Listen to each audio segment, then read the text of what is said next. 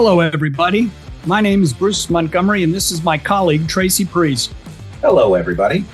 And we're with The Road to Retail. On our podcast, Tracy and I hope to offer tips, insights, ideas, and examples for how small, emerging, and challenger CPG, consumer packaged goods, brands can build their business. Everything from determining if you're ready to grow, where to start, how to prove it online, how to go about securing distribution at a national retailer, driving your business with the end consumer, and how to go about finding an investor if that's important to you. The bottom line is, we would love to help you be successful by highlighting the many important factors that go into establishing and growing your brand. Bruce and I have been working in CPG commercial operations for over 30 years, working on brands of all sizes. By commercial operations, we mean sales, marketing, trade marketing, new product development, broker and distributor management, new product development, brand M&A, and financing. As a part of our show, we bring our guests that are brand founders and leaders, agencies, Amazon specialists, sales agents, contract manufacturers, retailers, and investors to discuss their experiences and share their insights with the audience. To keep up with the show, please subscribe to the Road to Retail podcast on Apple Podcasts, Spotify, or YouTube. Leave us a review and consider sharing the show with a friend or colleague that may benefit from the content. You can also check out our website to learn more at www.road2retail.com and follow The Road to Retail on LinkedIn. We would love to have you along for the ride. Looking to scale or launch your supplement or skincare brand? Eagle Labs Incorporated, based in Florida, offers full-service NSF-certified contract manufacturing of capsules, tablets, powders, liquids, gummies, and lotions. All of their manufacturing takes place in the USA. From R&D and formulation to packaging and fulfillment, Eagle Labs provides scalable, high-quality production that meets FDA and NSF standards. To learn more, contact Michael Law, Chief Commercial Officer at Eagle Labs at michael.law@eaglelabsinc.com, EAGLELABSINC, Michael Law, eaglelabs.com, or text him at 203-242-6417.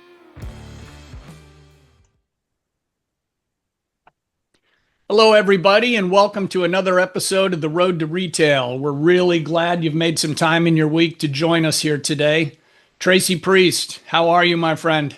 Doing fantastic, Bruce. Great to see you. We've got a great episode today. I'm very excited about this. So tell our audience who we've got today. Oh, this is going to be great. So we have Ryan Moore, co-founder and CEO of Modus Planning.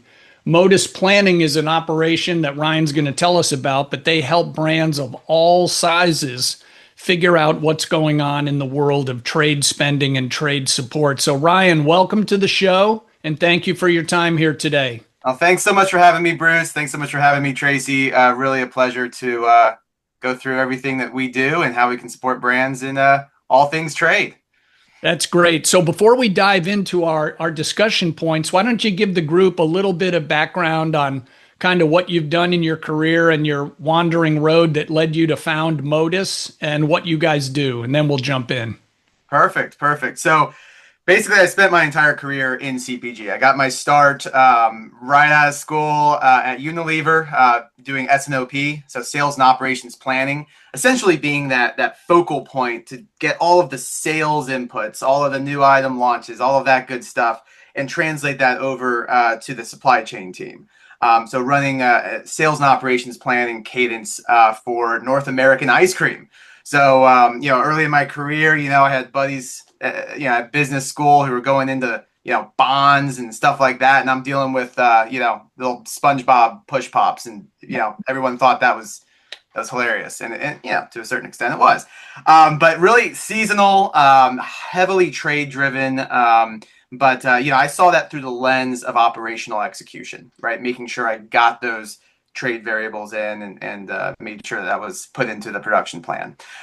So Did that for about 4 years, and then I got the amazing opportunity to go from the multinational to the small brand. So I joined Icelandic Provisions when we had just started shipping our first cases. So I went from frozen dairy to chilled dairy because my life apparently wasn't hard enough with frozen. So joined that team, and it was an absolutely excellent experience. I mean, second to none. Just all of the my job is to essentially manage the customer supply chain, the S&OP process, and really make sure that we had a strong cadence and a strong foundation, even in those early days. And so the challenge was given to me to create the best sales and operations planning infrastructure for a growing brand in existence. And people tell me that I kind of took that to heart. And I've kind of revolved my career around making sure that those processes are really sound. And so just to kind of give some brief background on Modus planning, I started where everyone starts, right? With the Google Sheet and the Excel files and all of that nature. Everyone from billion-dollar brands to just starting out, they're using these Excel models. They basically do the same retail math, but they are designed all differently. Formula errors abound and all of that good stuff. So I discovered that personally with the pain points of translating a trade plan into my demand planning file, all of that good stuff in terms of things being out of sync and all the problems associated with version control and access control and all of that. And so, I call up my co-founder. I'm like, hey, man, I know you've designed web applications since you were, in middle school when I was like, playing Nintendo. You were, doing crazy stuff. Let's try to build something to give brands the structure that they need. And so, that was back in late 2016. And, Icelandic Provisions obviously was a very early believer in that infrastructure. And it was an amazing working relationship with them. And then in 2021, I went full time to work on Modus. And now today we support around 60 brands and have worked with, well over 100. So it's been an excellent, amazing experience. Excited to kind of dive in more about some of the best practices that I've seen brands take when it comes to managing their demand and their trade spend. That's great background. And before we kick this over to Tracy, Ryan, you guys work on brands of all sizes. I think just recognizing our audience is small, emerging, kind of challenger brands. As you frame up your answers today, it might be helpful to keep that in mind of the, let's just call it, say, ballpark 40 million and under arena. Because if we start talking about the trade spending habits of like Miller Lite, people's eyes may glaze over. We all dream of having that kind of money. Tracy? Yeah, absolutely. Well, good. Well, let's dive in here, Ryan, and what a great background you have. So, as Bruce mentioned, our audience is primarily small, emerging, and challenger brands, but also we have some veterans that listen as well. So let's start out with, what is an overview of trade promotions and the role that it plays, driving a brand's business. So let's start with Trade Promotion 101. What is it? Yeah, so basically, if I'm someone launching a brand out of their garage or something along those lines, more often than not, trade is not going to occur to me in the business plan. It is something that is not well known for the people coming into the industry, and it's an incredibly large portion of the profit and loss, right, of your brand's economics. Yeah. Absolutely. And, this is true for all brands, right? And trade promotion management is basically the second or third largest single expense on the P&L. Now, when it comes to trade spend, right, you have just a broad definition is really anything that you're giving to the retailer, any money that you're giving to the retailer to either fund price or to fund allowances or things of that nature. So spoils allowances or cash terms or something, things like that. Trade spend is split into basically two buckets. One bucket is working trade. This is trade spend that changes the price on the shelf, generally speaking, or is consumer-facing spend. So displays, price promotions, ad features, things of that nature, that would be considered typically working trade. Non-working trade is where you're giving the retailer or the distributor some form of allowance that doesn't necessarily change the price and make its way to the end consumer, but is still part of your overall relationship with the retailer. So things such as a swell allowance. So basically paying them X% to not bill you back for spoilage. That would be considered non-working trade. Now, zooming out, when people ask me, just, people that aren't in the industry, what is trade spend? I typically say, hey, look, like, if you go into Safeway, Whole Foods, Target, wherever, and you see a sale tag on the shelf, the brand is paying for that. The retailer is often paying for that as well, but the brand is paying to have that tag on the shelf and is subsidizing a large portion of the margin that is lost. And so all of those tags and all of that spend associated with those tags, that would be considered trade spend. And tracking that is such a difficult exercise for so many brands. And even large brands have teams of trade analysts, but small brands, owner operators, right, things of that nature, they're running around trying to make sure they have product from their manufacturer, and don't put enough time into really understanding this large bucket of spend. And so we're going to talk about that, but that's generally how I define a trade spend. Can definitely go deeper. There's a lot more types. I haven't even touched on slotting fees. It's a whole I was other just going thing. to say, talk to us a little We're bit. We're gonna go there right now. Tracy, did you have anything follow up, or is it my ball? Let's talk about slotting and terms and non-working trade, the things people don't think about. So I'll turn it over to you, Bruce. But yeah.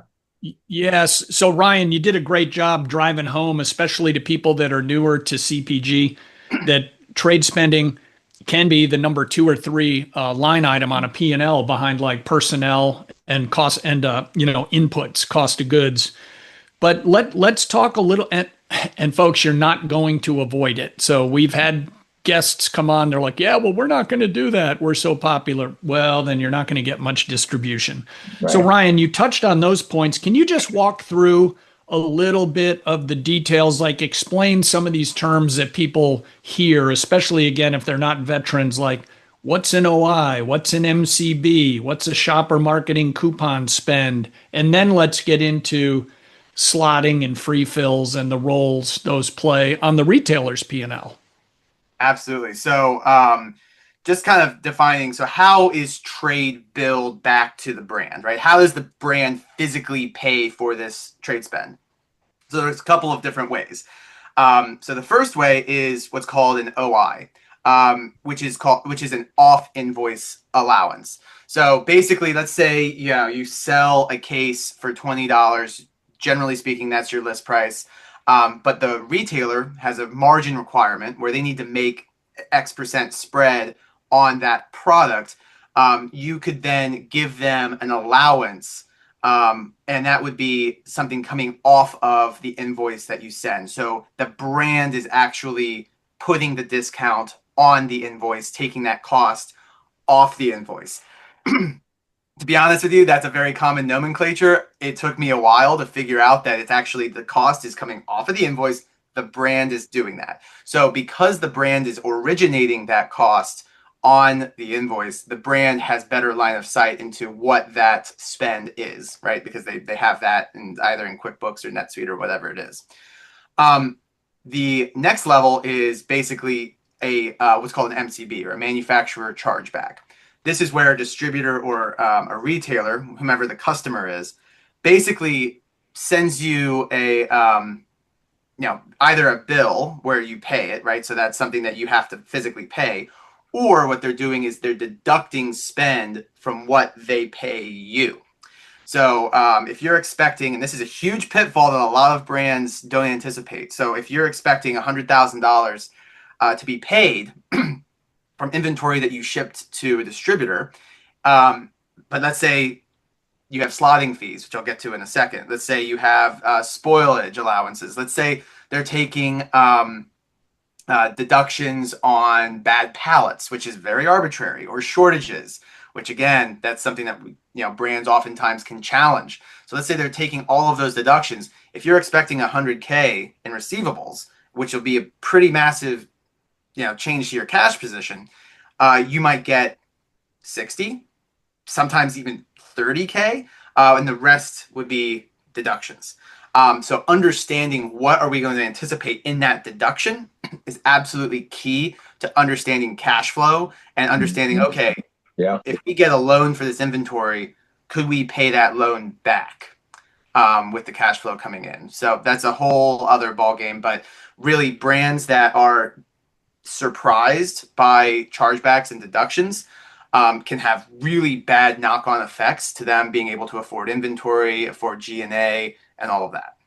And then I guess the third mechanism is really a scan back, right? So this is either a bill or a deduction, but the basis isn't necessarily on what you shipped to the customer. It's on what's scanned through the register, right? So you have, let's say, a temporary price reduction to use yogurt category multiples. Let's say you have a 2 for 3. You might give 60, 70 cents per unit that's scanned through the register. And so based on how many scans are through the register, that's going to dictate how much is going to be deducted. Now, it's incumbent upon brands to really understand their deductions, get the backups, and say, okay, were we charged at the agreed upon rate?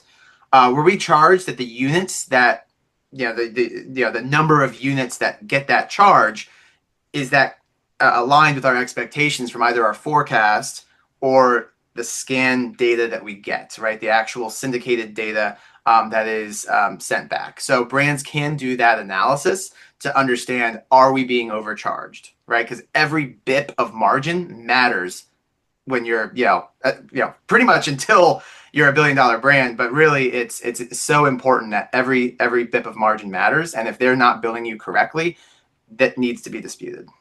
But yeah. Last bit here, Ryan. That was great. But just can you touch on, what slotting fees and free fills are, and if you have an opinion of 6 of one, half dozen of another, or if one is superior and why, so that our brand founders and leaders, if they're given the option of slotting fee or free fill, how they should think through that. Yeah. So from my perspective, right, so a slotting fee or a free fill, right, is, okay, you've got new distribution, either at a distributor or at a retailer. And so sometimes, right, a distributor can charge a slotting fee, slotting meaning the physical warehouse slots that the product goes in. And typically it is a dollar value per product. I've seen slotting fees for large chains anywhere from $50,000 to $100,000. And so what brands need to understand is, okay, based on my margin on my product, right? My landed gross margin on my product, what is my return on that slotting look like? So what that means is, if the retailer says, hey, you have to pay me $100,000 to be on 600 shelves around the country, then you need to understand, okay, what's our velocity going to be? What is our gross margin on that product? How long will it take us to make that back? Now, the thing is, you have, excellent returns on slotting that are no-brainers. Then you have ones that could be multi-year. Now, the thing is that you have to decide is, A, what's the cash position? Is this affordable? You have to decide, okay, based on that slow return on slotting, is this a strategic account that can unlock and other accounts in the area, right? For example, if you're on shelf in the Northeast, potentially Ahold, Wakefern, Market Basket, they might be interested in bringing your products on as well. So you have to look at the broader market implications to being on shelf at a specific retailer to inform that return on slotting calculation. The other mechanism is what is called free fills. This is essentially you sending free product to fill those shelves. Oftentimes, in my opinion, free fills can be potentially more efficient because basically that product sells through and you can backfill it and they'll pay for that product. Now, of course, you're subsidizing it based on your COGS, your landed COGS to that customer account, not necessarily a larger cash payment. So you have to understand what's our gross margin on our COGS, understand what's the slotting fee look like, and based on that determination, you can understand which one is more efficient for your business. It's not a one size fits all. It's not like hey, slotting is always better or free fills are always better. It also depends on if it's a free fill, but you've got to send it to 40 warehouses around the country and it's less than pallet quantities. That might not be worth it because you're not making back those transportation cost of goods. So Ryan, that was super helpful. So before we move on, just give us the Ryan Moore short point of view on, is it even worth trying to avoid slotting fees? I mean, Tracy and I have our own opinion there, but you're the guest today, so let's hear yours. I mean, I won't fault anyone for trying. I think that radical ownership on the P&L is absolutely essential for success. But again, there is a point of diminishing returns, and there is a point of you only have so many hours in the day. Where do you put those hours? And again, it depends on the magnitude that we're talking here, right? If it's a $5,000 slotting fee, then maybe just pay that for 150 doors, not a problem, right? But it is always very contextual. I do think that that brands should, anything that's hitting their P&L, it should be validated. It should be, and if it's found to be erroneous, it should be challenged. And the good news is a lot of technologies out there, are supporting this for brands of all stages, including us at Modus. Great, thank you. Good point, Brian. And I guess what you're saying is everything's negotiable, but you're not going to get away from not paying slotting if that's what the retailer requirement is. Exactly, because there's going to be 20 brands waiting to backfill you who will pay slotting. So it really, again, everything is contextual, right? You've got to make the best choice and the best call that you can, but know that there are plenty of competitors out there that will pay it. And then the other thing is, if you're working with a broker, a national broker, or someone that's representing your products, obviously I do think that leveraging their expertise, that's what they are paid for. Definitely leverage their expertise with that particular account. So folks, as Ryan's saying, everything's negotiable and radical ownership of your P&L is important, but we've also had a lot of guests, whether they're other brands or retailers. Remember, one of the things you have to figure out is how is your buyer compensated and evaluated? And for a lot of buyers, harvesting slotting fees or free fill is part of the game. And also as an emerging brand, you don't want to be a pushover, but you got to be easy to do business with, and you got to show that you know the game, right? So to Ryan's point, if you're going to stand tall that you're not paying slotting, they might just go to the next 3 brands that want your space. So as long as it's not egregious, paying it takes a potentially contentious issue off the table really early in a relationship. And as Tracy said, you're going to pay it one way or another. It's going to be free fill. It's going to be cash. And you could really damage your reputation and relationship right out of the gate if you take a stand, because the buyer will be like, man, Bruce doesn't even get how the game is played. The guy's a knucklehead. Tracy? Yeah. So let's keep going on Trade Planning 101. Tell us about trade promotion hierarchy of needs. Yeah. So this is, when you're planning trade promotion, right? Brands need to plan what their spend is going to look like, right? So each trade event has different economics associated with it, right? A 2 for 3 might lift the baseline, right? Drive more volume than a 4 for 5 would drive more volume than a 2 for 3. But these promotions are going to drive different levels of volume with different spend rates. And so the first steps, I kind of created this heuristic called the trade promotion hierarchy of needs, right? So what are the actual key activities that you need to do to ensure that you can optimize that trade spend and get as much incremental gross sales as you can with as little money spent as possible. And so, it's modeled off of Maslow's hierarchy of needs, with humans needing, air, and food, things like that. So for trade promotion hierarchy of needs, the base of that pyramid is really the fundamental planning component, right? And so what this means is that you have to plan each event when those events are running. More often than not, I do see starter brands basically say, hey, you know what? Our trade budget for this retailer is 20% of the gross sales. Call it a day. That's our budget. That's what we're accruing for. And there's not going to be any sort of critical thinking about the actual events. That will completely obliterate your visibility and potentially endanger your on-shelf availability. So you have to plan by each individual event for the time frame that event is running. If you do that, then you can look at, okay, how much did we actually scan through the register during that time frame, and you can get strong metrics regarding that.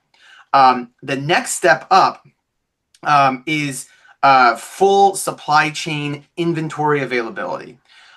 So if you plan, let's say you get on shelf, say use one of the largest, fastest velocity promotions in existence, which is the Publix BOGO. So if you have a Publix BOGO on the shelf, you've gotten the Publix, the reset's there, you're crushing it, it's great. You have a Publix BOGO, but guess what? The distributor didn't order for that promotion. They didn't order enough for it. This happens. Actually, to be honest with you, I have not met one brand where this was not an issue. Yeah. This is absolutely a key component of everything that I've struggled with in the past and everything that we solve here at Modus.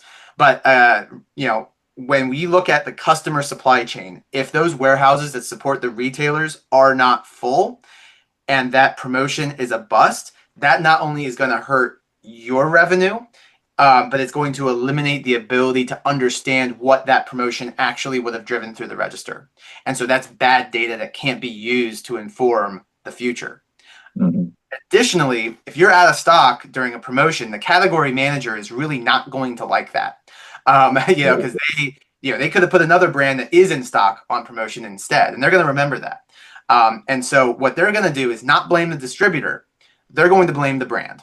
And this is where the radical ownership kind of comes in. And this is just, is it the job of the distributor to order correctly? Yes, sure.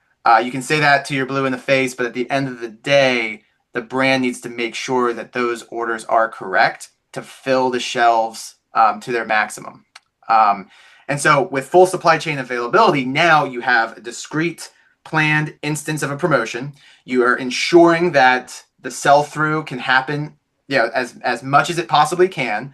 And now you can do what's called post-event analytics, post-event analysis, PEA, as the guys in the back say. So with PEA, post-event analytics, you can look at what did we forecast we were going to sell through the register? What did we actually sell through the register? Was our stores selling in line? So were we on as many shelves as we thought we would be on? Is our average retail price during that promoted period in line with our forecast? Big piece, right? So if you have a BOGO planned, but it's a 2 for 3 or something along those lines instead, and you plan a BOGO, you want to make sure that you validate, hey, was the pricing correct? Or do I need to change my plan? Or was there some sort of mix-up on the promotion entry side of things? And so really understanding that average retail price is congruent with what you're expecting that price to come in at is absolutely key. And then on the back end, right, understanding, okay, how did my baseline evolve, right? And just for those who are new to the industry, a baseline is essentially what you sell on a week over week, day over day, month over month basis by product for each retailer when you're on the everyday price, so the base price. That's how I define it. And so, yeah, go ahead, Bruce. No, I thought you needed to take a breath. I wanted to insert and then we'll come right back to you. So folks, Ryan just made about 500 points that are critical. And it comes down to some of the things Tracy and I talk about with other guests and when we do our own episodes. Planning is so key. And as a small emerging brand, everyone wants to jump right to selling. But if you don't think through how this might work out, disaster is probably, maybe not disaster, but a bad outcome is more probable than a good one. As Ryan said, if there's an issue with your brand, if you have a distributor or broker, behind closed doors, you may rant and rave that those people let you down, but that buyer is going to say Bruce and Tracy's cookies is a clown show. They can't ship. They're not going to blame the broker or the distributor. The other thing Ryan said that's really important, once you start paying for these promotions, especially when you're new and you don't really have a baseline and a history, and you're sort of maybe looking at a similar brand as a proxy so you can figure out how much inventory you have to have, and then as Ryan said, where it should be positioned depending upon how many stores you have, you are paying for this promotion. And in some instances, you have to guarantee a minimum, but those costs are gone. And if you're promoting to empty shelves, the retailer will be irritated because they're not selling things, but that's devastating for you. Okay, it's a reputational hit, it's a financial hit. So when you're small, it's tough to make these forecasts because your history is limited. And sometimes you'll think, gosh, if I build too much inventory is the enemy because it's eating cash. Well, without inventory, you can't drive any revenue and you're not going to expand your business. So early on, it is better to run a little chubby on your inventory and figure out what it should be going forward rather than go too thin and be cutting orders or advertising to empty shelves. You hear it almost every episode. There's two things retailers hate: a brand that doesn't sell and one that doesn't ship. You would prefer not to be in either of those two camps. Absolutely. Ryan, did you have anything else there? Because you've already led into our next topic. Do you want to just jump there? I wanted to say one more thing. I wanted to dive a little deeper on one thing. So Please. You talked about making sure that the inventory is at the, distributor level. And so how can brands be proactive? Because again, that distributor is just, the liaison to get product from A to B. But what can you do as a small emerging brand to be proactive to make sure that distributor orders enough product? Yeah, this is something that, myself and my team have honestly dedicated their lives to supporting. I know, that's why I brought it up. Yeah, it's a huge piece, right? And oftentimes when you talk to a trade promotion management system or vendor or whatever, inventory doesn't even come up in conversation. But my perspective is that it is a critical part to making sure that your plan that you've meticulously laid out actually happens. Right. So what are some strategies to make that work? So the first thing is you have to build trust with the distributor buyers. These distributor buyers lose nothing by basically agreeing with what the system is telling them to. So they really, they don't have as much incentive to believe the brand who might just be trying to pump their sales numbers, right? There's that reality. And so you have to build trust. How do you build trust is through strong data and having a trend of having the correct information and the correct data. So essentially, you want to be a business partner with them, and building that trust is absolutely key to that. So how do you build the trust?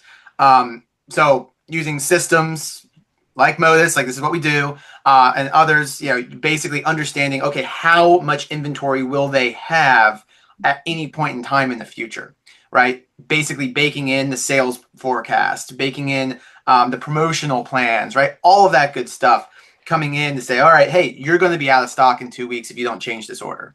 Now, to be fair, it's not going to be magic, right? It's not going to be the first time you send an email and they're going to be like, okay, yep, sure, no problem. Yeah. However, you create the data, you send them the graphs, you send them the days on hand analysis, you send them the rates of sale, you send them the contracts for the promotions. All of that stuff builds trust over time. And so there have been brands, and these absolutely have seen this personally, seen this at other brands that have a relationship where they just send order revisions every single week. Rebuyer keys it in, good to go. And we had a beverage brand basically drop, from I think it was about 5 to 10% distributor spoils down to zero. So zero spoils, not like close to zero, but absolutely zero, because they built that trust with the right data at hand. And so nowadays, right, getting all this together seems really challenging for these starter brands. However, technologies exist to pull this data together, synthesize it quickly. I like to say, like, I've never met a CPG team that just has all this time on their hands for a system implementation.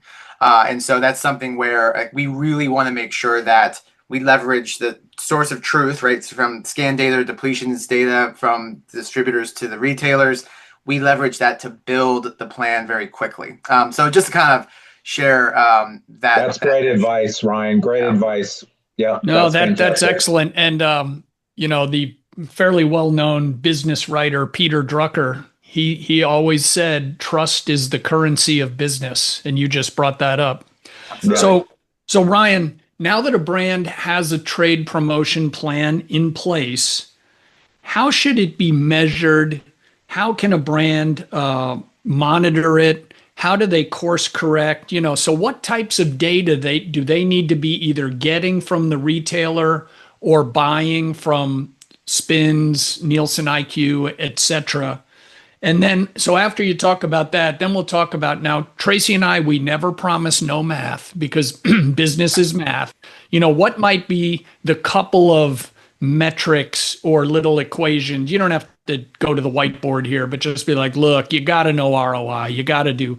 So how do they monitor their plan once it's in place? And what is their ability to course correct if they see something either completely cooking and go, how do I do more?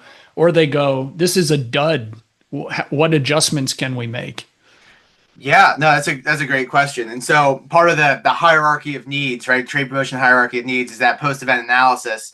And then next up is that, okay, validating deductions against it, right? So from a actualization standpoint, there's multiple levels, right? So the first level is you have your forecast. Say, hey, we think this is going to do 100% lift, meaning doubling of the baseline. So 100% lift. The next level is, okay, what did the scan data say actually happened? So that's the using the scan data, which, by the way, I encourage everyone to leverage scan data as quickly as they possibly can, either directly available from retailer portals or through the syndicated data providers you mentioned. That data is absolutely golden to make sure that not only are you executing the brand correctly in your perspective, but the sales team can also build category stories and sales stories from that data. So we want to make sure that brands that do have that data, for so many different reasons. The key metrics that I typically look at when I'm working with a brand to determine trade efficiency is either cost per incremental unit or cost per incremental case. Sometimes brands like to see it in case or unit, but that means, okay, of all the money that you spent on this deal, whatever your incrementality was to your baseline. So let's say you drove 1,000 more units. But you spent $1,000, right? That would be a 1-to-1 cost per incremental unit. So cost per incremental unit is really, really excellent because you can kind of say, all right, if these two promotions are behaving similarly and one has significantly more efficient economics associated with it, that's going to have a lower CPIU, cost per incremental unit.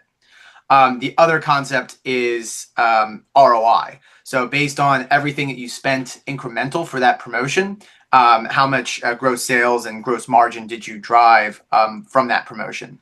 Now, that on the face of it, right, if you're running like a scan TPR and that's it, not so bad, right? Somewhat straightforward.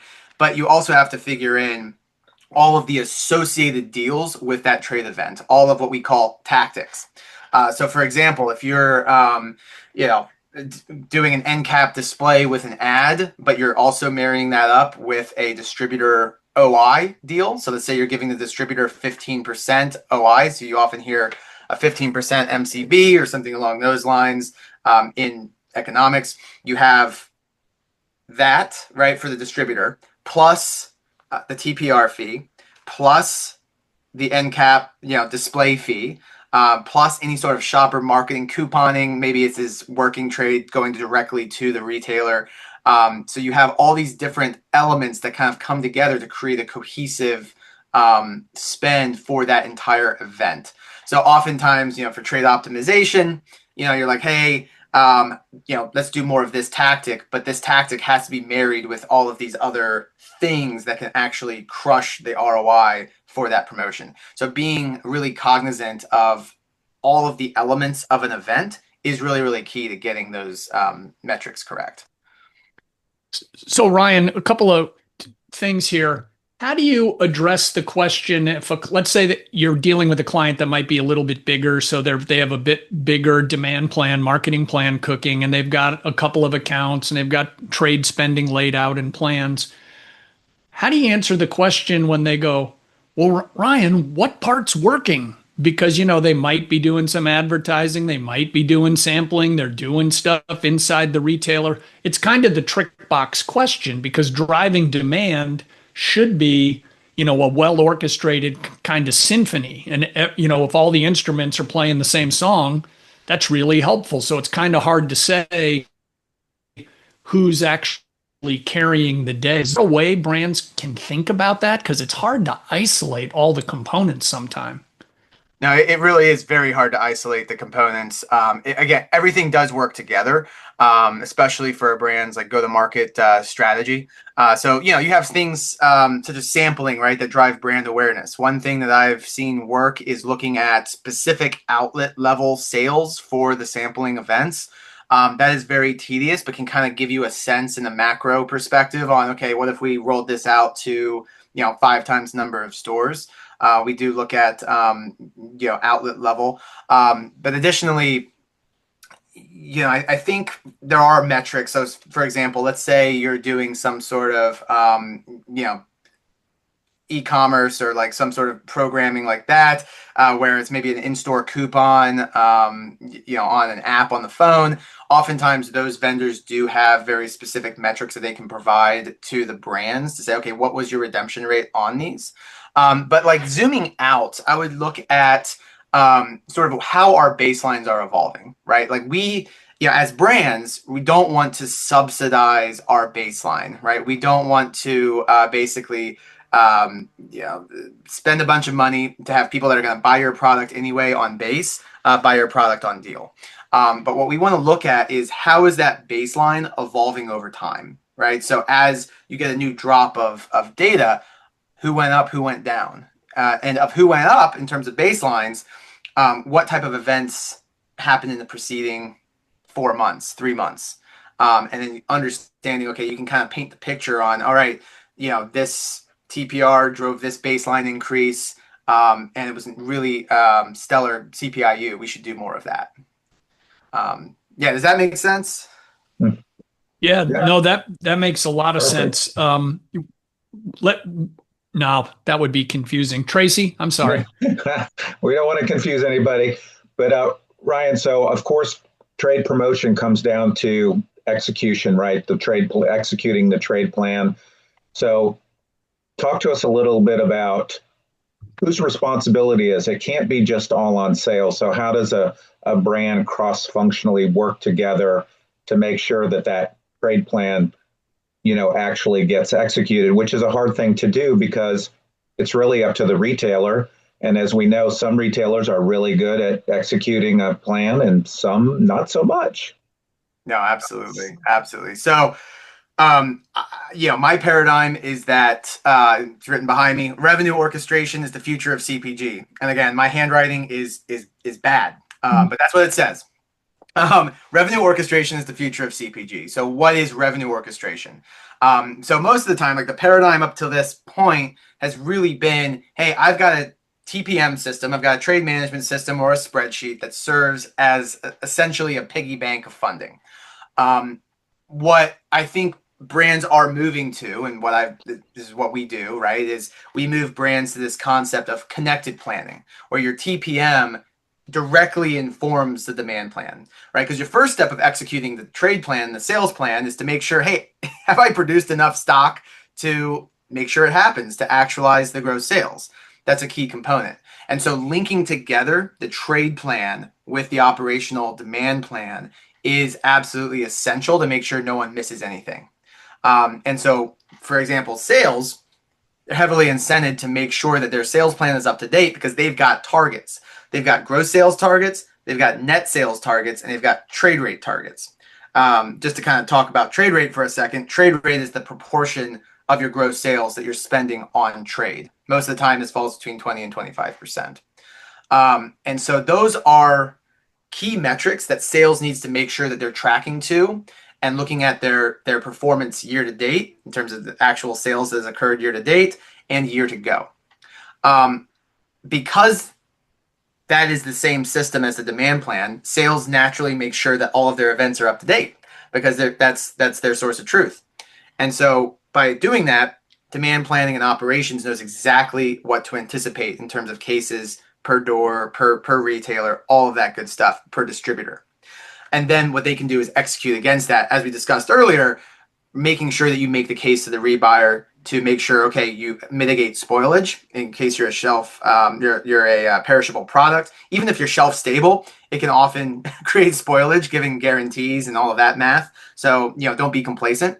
And then making sure that that ARP was correct, pretty much live, right? Oftentimes, if you're with a national broker, they'll have field sales teams go in and validate, okay, is this price point running correctly?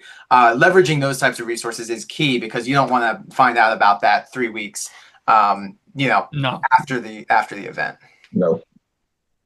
Yeah, but it's a team sport. Yeah. Yeah, exactly. And it comes back to what, Ryan was already saying, and Tracy and I talk about this too.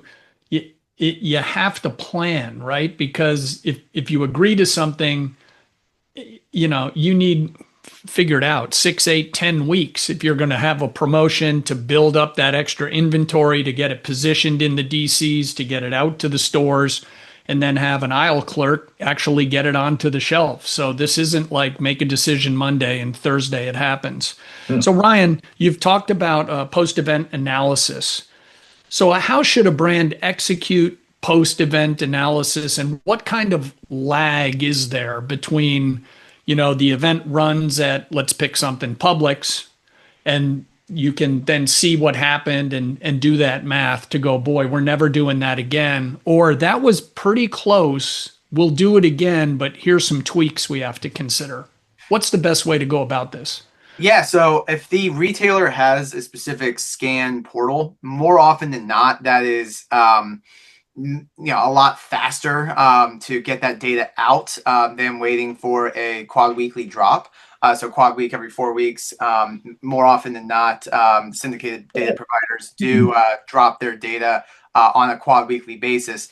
But the lag time, if you're going through and looking at your performance using that data, that lag time can be anywhere from 4 to 6 weeks, depending on when that promotion falls within the release time frame. So there is some lag there. Honestly, I think you can also look at, okay, what was actually deducted in terms of the units and the spend rate. You can use that to glean some information about the event as well. But I would recommend first looking at the retailer, looking at syndicated, and then looking at those deductions to kind of paint the picture. Great. So folks, remember there's that lag in the data coming in, but all the other things Ryan said, if you have a pretty big promotion that you've made a big bet on, get some people into the store to make sure it's executing. As Tracy pointed out, is the price right? Are the stores correct? If you're on an end cap, and do that early, because if you have a 1 month promo going on and you don't get around to checking till week 3.5, oops. Yeah, exactly. Can't do anything then. Exactly. And so, honestly, like in resource constrained environments, your technology needs to call these exceptions out. It needs to call these things out and needs to really do a lot of analysis for you. So that's something that is a paradigm of mine.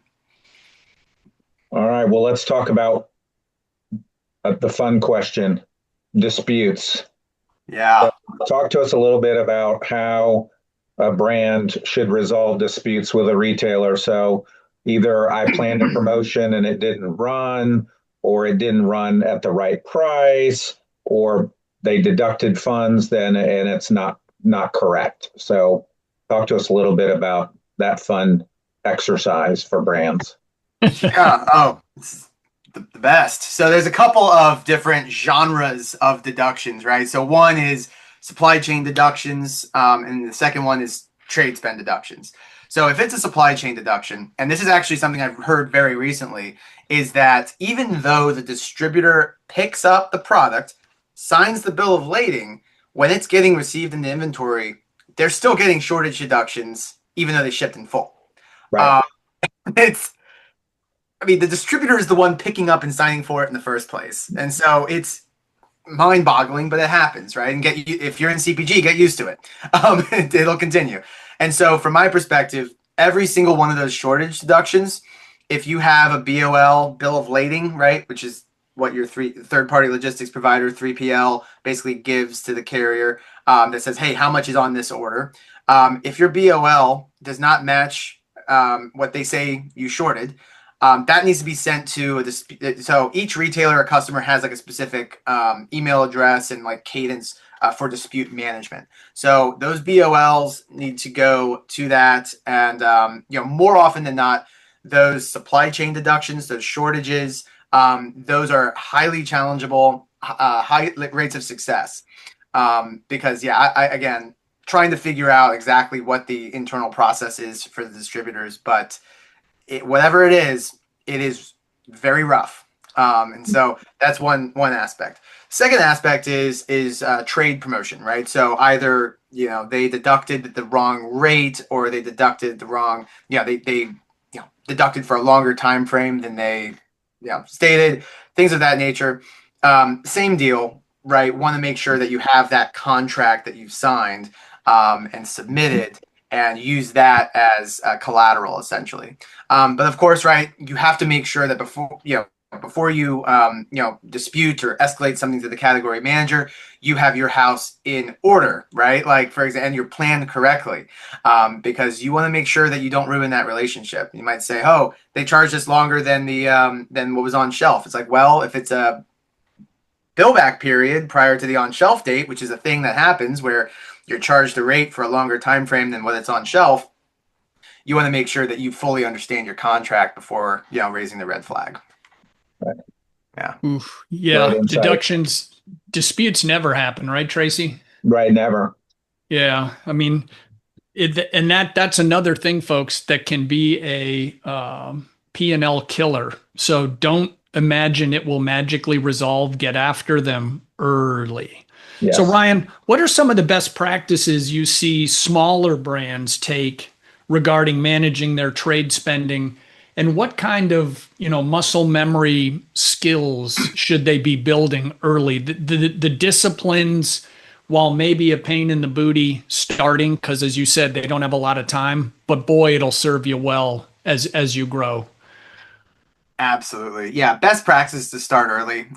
No one regrets getting their trade promotions planned, at the event level with the performance dates early, right? No one's like, oh man, I have all this really excellent data, but we just started shipping cases. Yeah.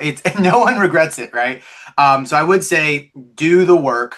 Maybe it's a couple days of getting all of your contracts together, saying, okay, here are the promotion dates, here are the terms, and all of that stuff. And of course, there are vendors, wink, wink, that can help with this.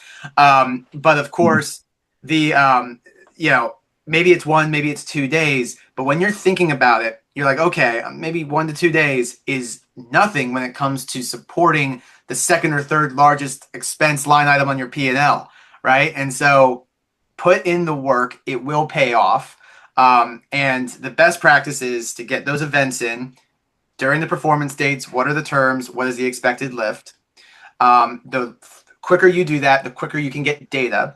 The quicker you can get data, the quicker you can optimize your forward-looking promotions and forecast better. And I will say also add in all of those allowances. Make sure all of your off-invoice allowances are in there. All of your reclaimed swell allowances are in there. Cash terms, right? The early payment discounts, right? The 2% that is often taken but not paid early. That's another dispute piece. But making sure all those sales service agreements, all of the tiny minutia is in there will give you a full panoramic view of your trade spend, which from a planning purpose is absolutely critical to then say, okay, we're getting this bill back. Are we in line or not? Do we need to course correct? That's absolutely key. So Ryan, since you opened the door and magically we happen to be discussing trade promotion with a firm that actually does this, how does a firm like Modus get paid and work with clients? Yeah. So basically, we general software as a service kind of situation. But we, I think one thing that is undeniable is that our customer success team is best in class. Like full stop. Like they are the ones who are really supporting the brands, internalizing the brand's success, and they all come from a CPG background, CPG and consulting and all of that. That is absolutely key. I've worked, in my past lives, I've worked with like vendors that, pronounce it Kihi, not Kehi. And I'm just like, have you been in the industry? Do you know what you're talking about? And, and so things of that nature, right? It's absolutely critical to have people who have lived this be the people that implement. But, what's funny is like being a cross-functional system, everything that I used to hate, when I was on the brand side, I try not to do. So for example, like onboarding fees, stuff like charging per user when you're just gonna share a password anyway. That stuff is terrible and like actually is counterproductive to building a cross-functional system that is ideal, right, for revenue orchestration. So from my perspective, we want the cost very predictable, right? But also, I don't think we're necessarily the cheapest, which is not kind of where we're trying to be. We're trying to basically work with people who understand the value of this stuff, and like we put in the work to make sure that we can unlock that value for the brands. And so, yeah, we're very hands-on. And also just to kind of talk through sort of how I see technology playing out, I think things like AI algorithms are excellent when there is actually a right answer.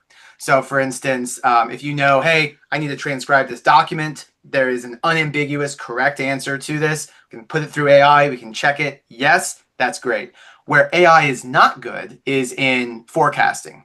And I'll tell you why, because AI might be able to give you a good multivariate analysis or something along those lines, but more often than not, it's a black box.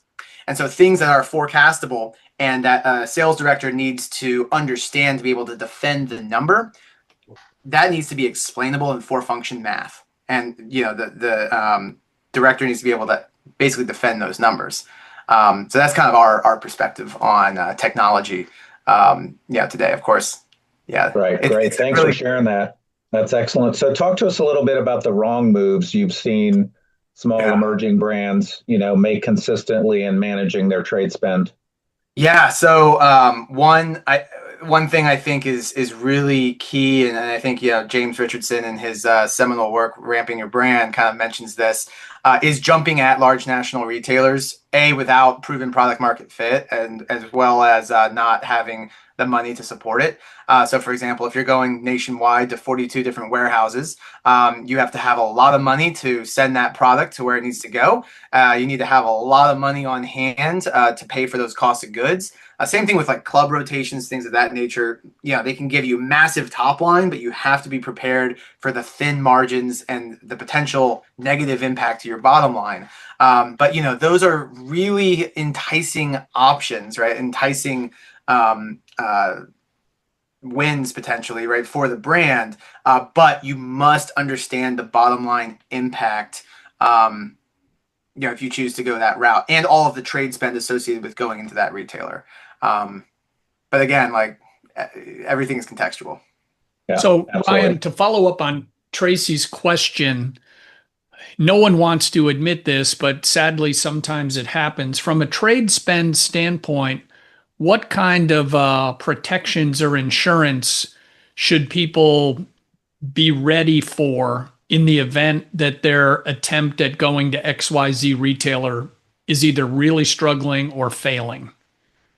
I mean, you're going to have deductions or markdowns or returns. I mean, no one likes to talk about that, but those are still going to be expenses that need to be paid. So do you have any counsel on should people put aside X dollars in a piggy bank just in case bad things happen? Oh, absolutely. Absolutely. And they will happen. There's going to be shortage, late product fees because a truck engine broke down, or if you're a refrigerated product, a truck's refrigeration unit's going to go out, spoil an entire truckload of product. Hopefully you have that insured. Would definitely look at that. Yeah, I mean, I think that there is an absolute case to be made for a rainy day fund for a brand, especially a brand that wants to be anti-fragile and really resilient in the face of increasing cost pressures across the board. Now, again, not every brand has all this cash to put aside because input costs are going up with tariffs, things of that nature. But what we want to do is say, okay, do you have a really, really strong base of business that you can fall back on? And so really thinking about it strategically in terms of, okay, what is your core area, core consumer, doubling down there, making sure that's super healthy, and then looking at, okay, how can we test different markets? How can we figure out what works? But really cultivating that strong base initially, I think, is huge. But yeah, other mistakes I see people make is, again, saying, oh, distributor orders, that's their job. Again, I cannot be as effusive about this enough, right? It is the job of the brand to take ownership of their results and their sell-through. Full stop. If you give that to any vendor or third party, you are setting yourself up for failure. I do think that radical ownership is absolutely key in CPG. And if you're not doing that and that's not your mindset, your shelf space is going to be taken by someone who does have that mindset. So I think it's really important to make sure I underscore that you have to take full supply chain ownership from production, raw materials, all the way through to the distributor inventories, to the inventories on the shelf, and make sure that you're as best of a business partner to the retailer as they could ask for. That's great.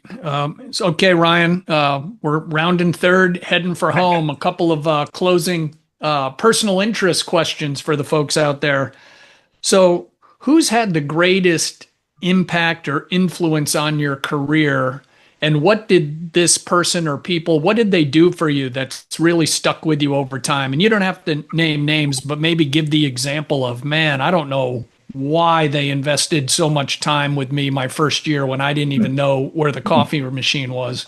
Oh, I gotta say, I mean, the people that believed in me, when I got my start at Unilever and put me into the planning role and all of that.